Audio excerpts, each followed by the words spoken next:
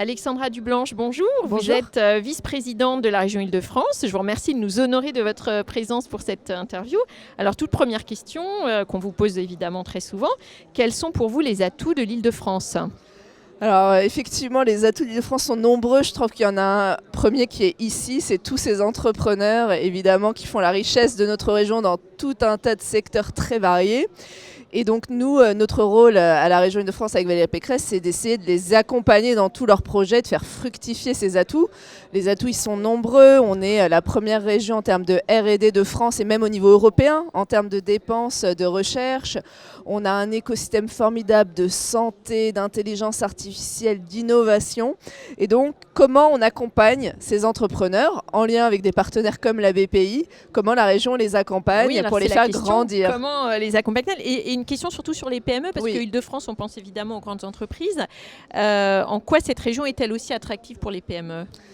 Les PME, il y a beaucoup de talent dans cette région. On a 25% des étudiants français et donc on fait grandir des écosystèmes soit thématiques, soit pour régler des certains problèmes. Je pense par exemple, on est en train de travailler sur l'intelligence artificielle en mettant en lien des startups justement et des grands groupes. C'est aussi un rôle de la région. D'accord. C'est comment on les met en lien pour régler des questions très pratiques, très essentielles. Par exemple, comment on réduit la récidive du cancer du sein.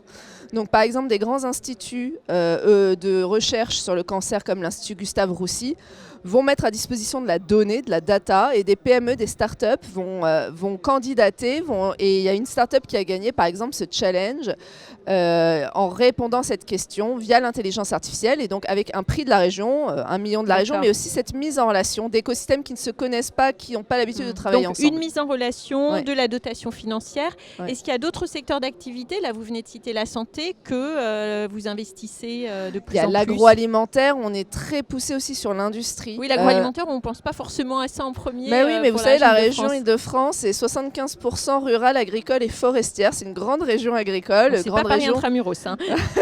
Une grande région céréalière. Et il y a aussi beaucoup d'innovation dans l'agtech et donc dans et aussi, je parlais de l'industrie. L'industrie, on veut maintenir une industrie en Île-de-France. Et donc, on aide des PME justement à se numériser, à aller vers la transition écologique pour qu'elles puissent proposer de nouvelles solutions pour vous le diriez pays. Qu'il y a une désindustrialisation de la région Île-de-France ? Alors, il y a eu une désindustrialisation du pays. Oui. Aussi, en Île-de-France, on a perdu à peu près 16 000 emplois sur les 25 dernières années. Dans l'industrie. Mais on essaye de se battre justement pour moderniser notre industrie, pour attirer de nouveaux talents, des jeunes, et aussi pour l'aider dans transition numérique et écologique, c'est essentiel. D'accord.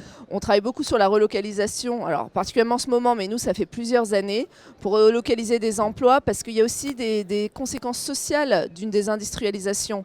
Donc, il faut combattre, l'industrie, c'est de l'emploi dans tous les territoires, c'est de l'innovation, c'est de la recherche. Donc, si je comprends bien, d'accord, il n'y a pas que du tertiaire en région région Île-de-France. Pas du tout, il y a de très belles PME industrielles. On va les voir tout à l'heure dans la bulle Île-de-France, je vous invite à venir. Et alors, à échéance de 2 ans, quels sont les prochains défis qui attendent l'Île-de-France ? S'il faut en citer 2, par exemple. Ouais, on a été la région la plus touchée par la crise parce qu'on est une région très ouverte sur le tourisme. Voilà, exactement. Le tourisme, notamment l'international. Donc, c'est remonter, c'est relancer notre économie. C'est effectivement aider les PME à aller vers l'international à nouveau. Donc on a créé avec la BPI, par exemple, un accélérateur international. D'accord. Et donc ça, ce sont de très gros enjeux. Tourisme et développement international. Merci notamment. beaucoup. Merci à vous.